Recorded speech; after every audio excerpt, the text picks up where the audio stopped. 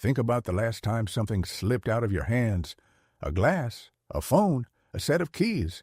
You grabbed for it, missed, and for half a second your stomach dropped before it hit the floor. Now imagine what drops is a socket wrench. 8 pounds of steel, falling 70 feet down a missile silo in rural Arkansas. And what it hits at the bottom is the most powerful nuclear warhead the United States has ever built. That is not a hypothetical. That is September 18th, 1980, Damascus, Arkansas. Titan II Missile Complex 374-7. And what happens in the next 9 hours comes closer to detonating a nuclear weapon on American soil than anything before or since. The warhead sitting at the bottom of that silo is a W-53, 9 megatons, the largest nuclear device ever deployed by the United States Air Force. For context, the bomb dropped on Hiroshima was 13 kilotons. The W-53 is 9 megatons.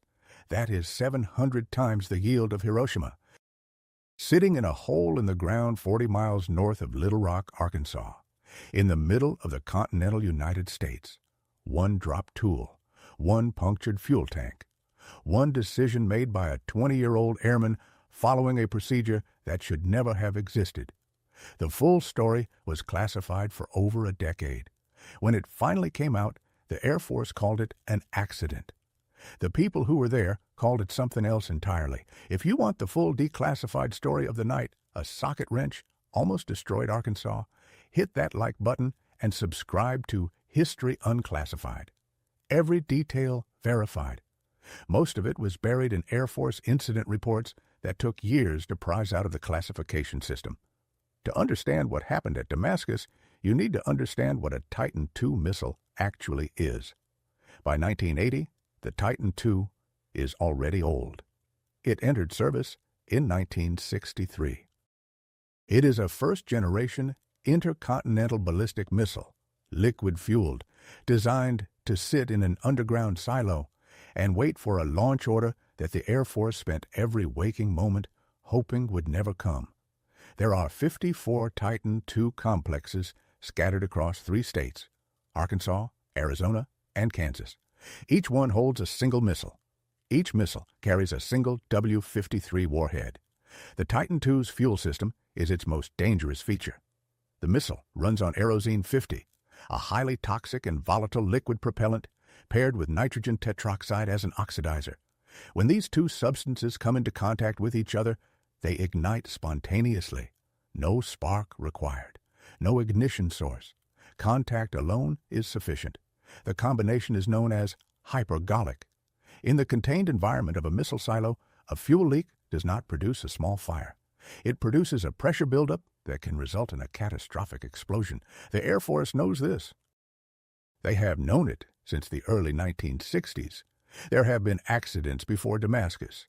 A Titan II complex in Kansas explodes in 1978, killing 2 men. An earlier incident in Arkansas in 1965 kills 53 people. The Titan II program has a history that the Air Force does not publicize and does not dwell on. By 1980, the missiles are scheduled for decommissioning. The Reagan administration will begin phasing them out within 2 years. The Air Force is maintaining aging hardware on a reduced budget with increasingly stretched maintenance crews. The combination of old equipment, tight resources, and the institutional pressure to keep the missiles operational at all times creates conditions that experienced safety officers privately describe as an accident waiting to happen. Complex 374-7 is located near the small town of Damascus, Arkansas. Population approximately 300. The nearest city of any size is Little Rock, 40 miles to the south. The complex sits in a valley surrounded by low hills. From the road, it looks like nothing. A chain-link fence, a few low buildings, a concrete pad. Below ground, it is a different world entirely. A 9-story silo housing a 103-foot missile carrying a warhead that could erase a medium-sized city. On the evening of September 18, 1980, a routine maintenance team is dispatched to Complex 374-7. The team is from the 308th Strategic Missile Wing, based at Little Rock Air Force Base. Their task is straightforward. A scheduled pressure check on the Stage 1 fuel system. Standard procedure. The kind of job that missile maintenance crews perform dozens of times a year across the Titan II network. The team leader is Staff Sergeant David Livingston. He has performed this procedure before. His crew is experienced. They follow the checklist. They descend into the silo. At approximately 6:30 p.m., Airman First Class David Powell is working on the second level of the silo, 70 feet above the base of the missile. He is using a torque wrench to remove a cap from a pressure fitting on the Stage 1 oxidizer tank. The procedure requires a large socket, a specific Air Force issue socket that fits on the end of the torque wrench. The socket slips. It falls 70 feet. It strikes the thrust mount at the base of the missile. The impact punctures the Stage 1 fuel tank. Kerosene 50 begins leaking into the confined space of the silo. What happens next is determined by a series of decisions, procedures, and failures that will take investigators months to fully reconstruct. But the immediate reality in the silo at 6:30 p.m. on September 18, 1980, is simple and terrifying. A 9-megaton nuclear warhead is sitting on top of a rapidly leaking rocket fuel tank in an enclosed underground space. The fuel is toxic, volatile, and looking for something to react with. The oxidizer is still present in the system. The conditions for a catastrophic explosion are assembling themselves with no human assistance required. The crew evacuates. The alarms go off. The reports go up the chain of command, and in Little Rock, the phone starts ringing. By 7 p.m. on September 18, 1980, the situation at Complex 374-7 is already beyond anything the on-site crew is equipped to handle alone. The fuel leak is confirmed. Kerosene 50 is pooling at the base of the silo. The vapor concentration inside the enclosed space is rising. The missile is still fully armed. The W-53 warhead is still attached. Nobody has been able to get close enough to assess the full extent of the damage because the atmosphere inside the silo is becoming increasingly toxic with every passing minute. The 308th Strategic Missile Wing activates its emergency response protocol. A propellant transfer system team, the specialist unit trained to handle exactly this kind of fuel emergency, is dispatched from Little Rock Air Force Base. They will take approximately an hour to arrive on site. In that hour, the fuel continues to leak. The watch commander at Little Rock notifies Strategic Air Command Headquarters at Offutt Air Force Base in Nebraska. SAC is the operational command responsible for all U.S. nuclear forces. The duty officer at Offutt logs the incident at 7:15 p.m. The notification goes up the chain. Senior officers are briefed. The Pentagon is informed. What none of these notifications fully convey in their early stages is the specific combination of factors that makes Complex 374-7 uniquely dangerous on this particular night. The fuel leak is bad. Fuel leaks happen. What makes this one different is the size of the warhead sitting above it and the specific design characteristics of the Titan II that make a fuel explosion in a confined silo almost certain to involve the missile itself. The W-53 warhead is attached to the top of the Titan II reentry vehicle. In the event of a missile explosion, the warhead would be subjected to extreme heat, pressure, and physical shock. The Air Force's own classified safety assessments, produced in the late 1960s and early 1970s and not publicly available until decades later, acknowledge a non-trivial probability that a sufficiently violent explosion could result in what the documents describe as a nuclear yield event. In plain language, a nuclear detonation. The probability assigned to this outcome in the classified assessments is not zero. That figure and the assessments that contain it are not shared with the crew responding to the incident at Damascus on the night of September 18th. They are not shared with the county sheriff's department that is trying to decide how far to extend its evacuation perimeter. They are not shared with the residents of Damascus, Arkansas, who can see the emergency vehicles converging on the missile complex from their front porches and are being told by local officials that there has been a routine equipment malfunction. The propellant transfer system team arrives on site at approximately 8 p.m. They assess the situation. The fuel leak is significant. The vapor concentration in the silo has reached dangerous levels. They recommend immediate action to reduce pressure in the fuel system and begin evacuation of the warhead, if possible. The problem is access. To do anything useful inside the silo, the team has to descend into an environment that is filling with Aerozine 50 vapor.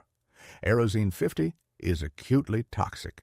Exposure to high concentrations causes immediate loss of consciousness and rapid death. The team has protective equipment. The protective equipment has limitations. The silo was not designed with emergency fuel evacuation in mind. A series of decisions are made in the next 2 hours that will be debated and second-guessed for decades. The site commander, following established protocol, authorizes repeated re-entry attempts into the silo. Small teams in protective gear descend to assess conditions, take readings, attempt to identify the extent of the leak. Each re-entry is logged. Each team comes back with the same picture. The fuel level is rising. The vapor concentration is rising. The oxidizer lines are still pressurized. The conditions are getting worse, not better. At approximately 11 p.m., a re-entry team reports that the fuel vapor concentration at the base of the silo has reached a level where spontaneous ignition is possible if the vapor contacts the oxidizer. The oxidizer, nitrogen tetroxide, is still present in the missile's Stage 1 tank.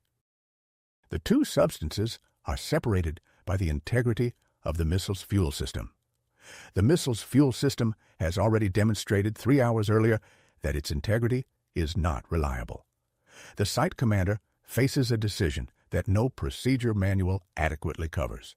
Continue attempting to stabilize the situation from inside the silo with all the risk that entails, or pull the teams back, seal the complex, and wait to see whether the missile's deteriorating condition resolves itself or results in an explosion.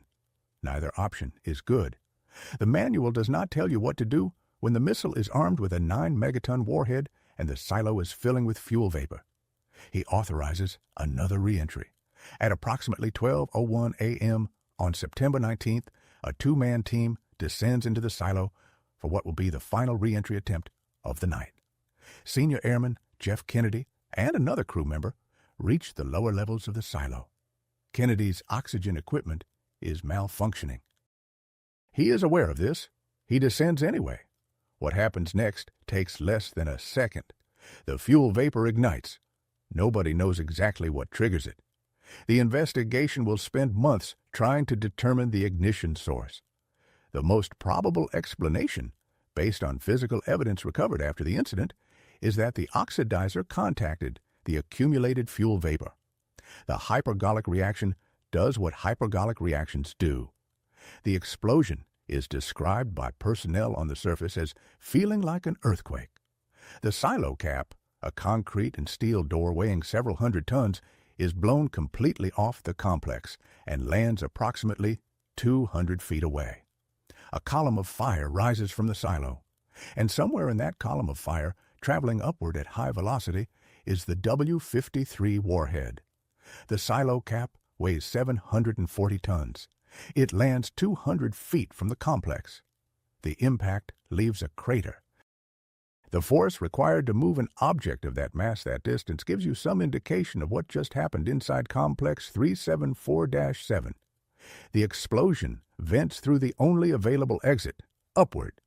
The missile, the re-entry vehicle, and the W-53 warhead are caught in that venting force and ejected from the silo at high velocity. The warhead separates from the missile during the ejection sequence and lands approximately 300 feet from the silo opening. It does not detonate. That single fact, that the W-53 does not detonate, is the reason Damascus, Arkansas still exists. It is the reason Little Rock still exists. It is the reason a significant portion of the continental United States did not experience a 9-megaton nuclear detonation at approximately 12:01 a.m. on September 19, 1980. The reason it does not detonate is a safety mechanism called the permissive action link, combined with the specific design requirements that govern the W-53's arming sequence. For the warhead to produce a nuclear yield, it has to go through a precise series of steps in a precise order. The explosion does not replicate those steps. The warhead is subjected to extreme heat, extreme pressure, and violent physical shock. It is not subjected to the specific electrical and mechanical sequence required to arm and fire a nuclear device. This is the design, working as intended. The question that investigators will spend years examining is how much margin there actually was. How close did the warhead come to a condition that might have triggered a nuclear yield? The classified assessments produced after the incident address this question directly. Their conclusions are not comforting.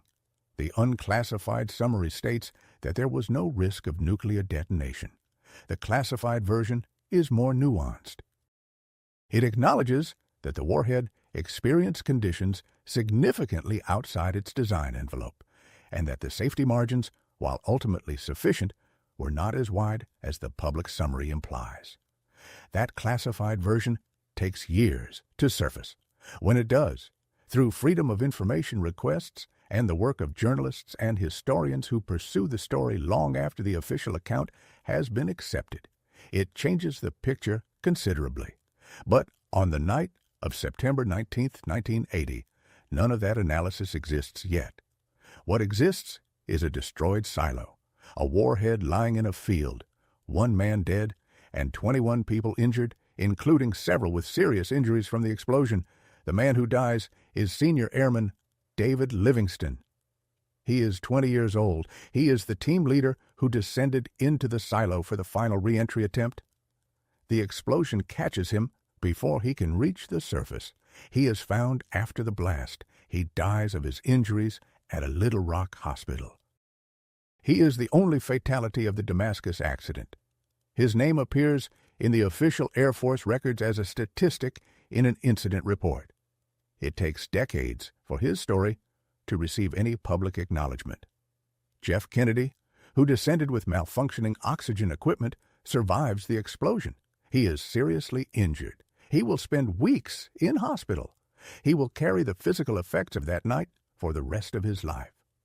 The immediate response to the explosion at Damascus is shaped by a priority that supersedes everything else. The warhead has to be secured.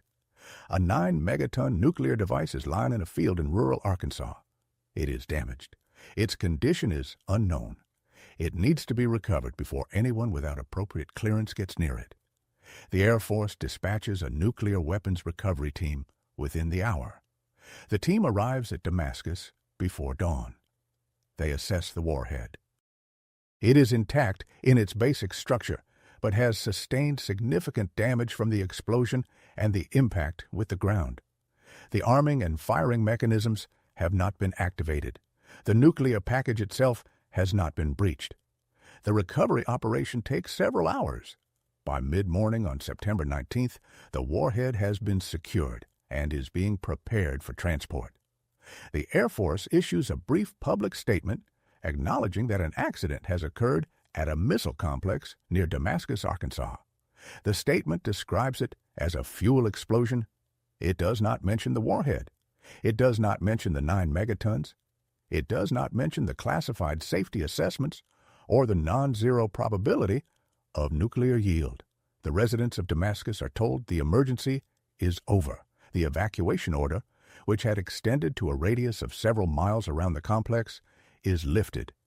People go home. The investigation begins. The Air Force convenes a formal accident investigation board within days of the explosion. The board has access to everything: the maintenance logs, the re-entry records, the equipment inspection reports, the witness testimony, the physical evidence recovered from the silo, and the surrounding area. What they find is not a story of a single catastrophic failure. It is a story of accumulated failures, degraded systems, inadequate procedures, and institutional pressures that created the conditions for the accident long before the socket wrench left David Powell's hands. The torque wrench socket that started everything is traced back through the supply chain. It is a standard Air Force issue tool. It is the correct tool for the job.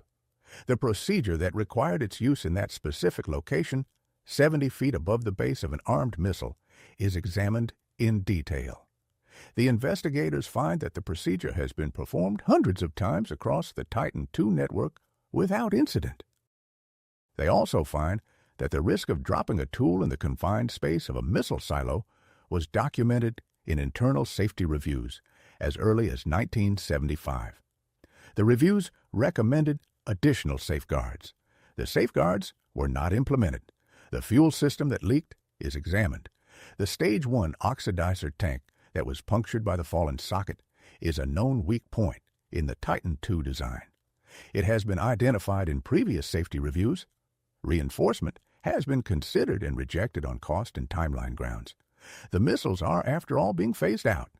Spending money to upgrade aging systems that will be decommissioned within 2 years is difficult to justify through normal budget channels. The re-entry decisions made on the night of the accident are reviewed in detail. The investigation concludes that the site commander followed established protocol. The protocol is also reviewed. The conclusion is that the protocol is inadequate for a scenario involving a major fuel leak in an armed silo. The protocol does not adequately account for the specific risk profile of a Titan II complex carrying a W-53 warhead. It was written by people who assumed that the primary risk in a fuel emergency was the fuel. The warhead is treated as a secondary consideration. In a Titan II complex carrying a 9-megaton warhead, that assumption is wrong. The investigation report runs to hundreds of pages. Its classified sections remain restricted for years. The unclassified summary is released in a form that emphasizes procedural compliance and minimizes the question of how close the warhead came to a condition that might have produced a nuclear yield. That question does not go away. The Air Force's public account of the Damascus accident is technically accurate and fundamentally misleading. Yes, there was a fuel explosion. Yes, the warhead did not detonate. Yes, 1 man died and 21 were injured. Yes, the situation is now under control. Every statement in the official summary is factually correct. What the official summary does not say is equally important. It does not say that the classified safety assessments for the Titan II program identified a non-zero probability of nuclear yield in exactly this type of scenario. It does not say that the safety recommendations produced after previous Titan II accidents were not fully implemented. It does not say that the investigation board found systematic procedural failures that predated the accident by years. It does not say how close the margins actually were. The Air Force has institutional reasons for shaping the narrative this way. An honest public accounting of what nearly happened at Damascus on the night of September 18, 1980, would raise questions that the Air Force cannot comfortably answer. Questions about why aging missiles with known safety deficiencies were being maintained at full operational readiness. Questions about why safety recommendations from previous accidents were not actioned. Questions about why a 9-megaton warhead was sitting on top of a missile with a fuel system that internal reviews had flagged as a risk. The accident investigation report is completed and classified. The families of the injured are given limited information. David Livingston's family is told their son died in a fuel explosion at a missile complex. They are not given the classified details of what the investigation found. They are not told about the safety review recommendations that were not implemented. They are given a folded flag and a letter of condolence. The story largely disappears from public view within weeks of the accident. The Titan II program is accelerated toward decommissioning.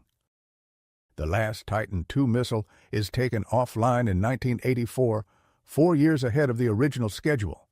The Air Force attributes the acceleration to strategic modernization rather than safety concerns. The classified record suggests a more complicated picture. The Damascus story stays buried for years. It resurfaces in 1986 when journalist Eric Schlosser, then working on what will eventually become his 2013 book, Command and Control, begins pulling Air Force incident reports through Freedom of Information requests. What he finds is not just Damascus. It is a pattern. Between 1950 and 1980, the United States military has at least 32 documented accidents involving nuclear weapons. Broken arrows, in Air Force terminology, incidents in which nuclear weapons are involved in accidents, fires, explosions, or losses. Several involve conditions that classified assessments describe as presenting a non-trivial risk of nuclear yield. Damascus is the most serious of the domestic incidents. It is not the only one. The 1961 Goldsboro accident in North Carolina is perhaps the most alarming precedent. A B-52 breaks apart in flight and drops two Mark 39 nuclear bombs, each with a yield of 3 to 4 megatons, over rural North Carolina. One bomb deploys its parachute and lands intact. The other hits the ground at high speed and partially arms itself. A declassified 2013 assessment reveals that 3 of the 4 safety mechanisms on the second bomb failed. One switch stood between a nuclear detonation over North Carolina and the intact device recovered from a field. Damascus fits into this pattern. It is not an isolated incident. It is the most serious expression of a systemic problem that the Air Force has been managing, classifying, and not fully resolving for 30 years. Schlosser's book, published in 2013, is the first comprehensive public account of the Damascus accident and the broader pattern of nuclear weapons incidents it represents. It draws on thousands of pages of declassified documents, witness interviews, and previously classified safety assessments. The picture it presents is significantly different from the official account. The Air Force response to the book is measured. They do not dispute the factual record. They emphasize the safety systems that worked. They point to the modernization of the nuclear arsenal in the years following Damascus as evidence that the lessons were learned and applied. The people who were there that night have a different perspective. The men who were at Damascus on the night of September 18, 1980, do not talk about it the way the Air Force talks about it. They do not talk about procedures followed and safety systems functioning as designed. They talk about a 20-year-old airman descending into a silo full of toxic vapor with malfunctioning oxygen equipment because the protocol said someone had to go back down. They talk about the sound of the explosion and the silo cap landing 200 feet away. They talk about David Livingston.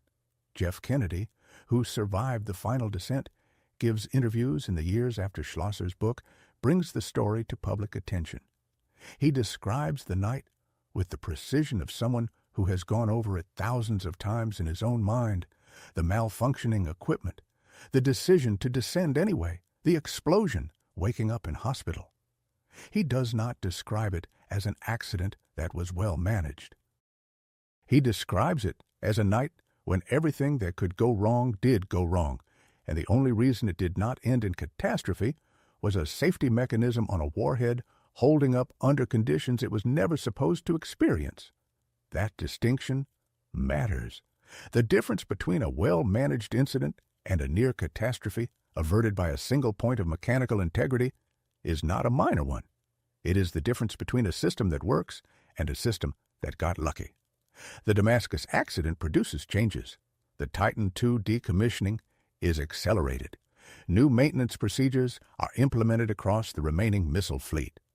The socket that caused the initial puncture becomes the subject of a safety review that results in modifications to how tools are used in confined missile silo environments. These are real changes. They address real problems. What they do not address is the broader question that Damascus raises and that the classified record makes unavoidable. How many other incidents in the 30 years between the first nuclear weapons deployments and the Damascus accident came as close or closer to a nuclear yield? How complete is the public record? How much remains in classified files that have not yet been released? The answer, based on what Schlosser and other researchers have been able to extract through Freedom of Information requests, is that the public record is incomplete.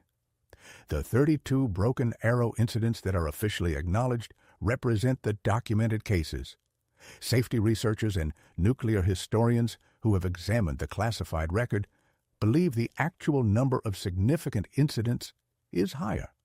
The classification system that was designed to protect operational security has also, over decades, protected the Air Force from a full public accounting of its nuclear safety record. The Damascus site itself is decommissioned and sealed in 1981. The silo is filled with concrete. The surface buildings are demolished.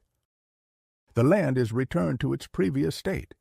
If you drive past the location today, there is almost nothing to indicate what once sat beneath the ground there. A historical marker was installed in later years. It describes the Titan II missile complex. It mentions the 1980 accident. It does not mention 9 megatons. David Livingston is buried in his home state. He is 20 years old when he dies.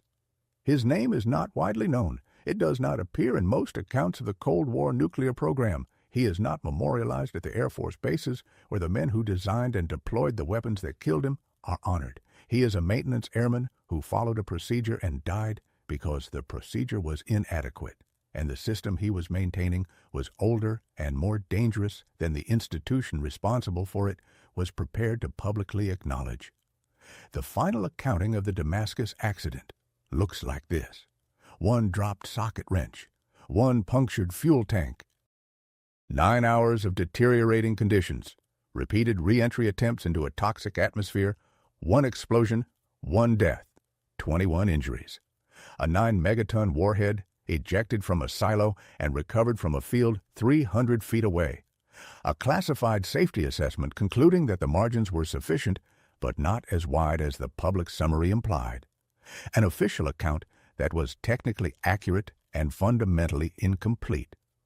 A pattern of similar incidents stretching back 30 years that the public was not told about. And a single safety mechanism on a single warhead that held up under conditions it was never designed to experience in a field in rural Arkansas, 40 miles from Little Rock, in the middle of the night. The lesson of Damascus is not that the system failed. The system, in its narrowest definition, worked. The warhead did not detonate. The lesson is that a system which depends on a single point of mechanical integrity under conditions produced by accumulated institutional failures is not a system. It is a gamble. The United States and the Soviet Union spent 40 years pointing weapons of civilization-ending destructive power at each other and gambling that the systems managing those weapons were reliable enough, the procedures sound enough, and the people operating them competent and careful enough that nothing would go wrong. Damascus is the night that gamble almost lost. The Cold War ended without a nuclear exchange. That outcome is attributed in most accounts to deterrence, diplomacy, and the rational calculation of mutual assured destruction. Damascus suggests a fourth factor: luck. Mechanical, statistical, unrepeatable luck. The kind that does not announce itself and does not guarantee it will show up twice. What other declassified stories should we cover next? Drop your suggestions below. There are files that have been waiting decades to be opened. We are just getting started.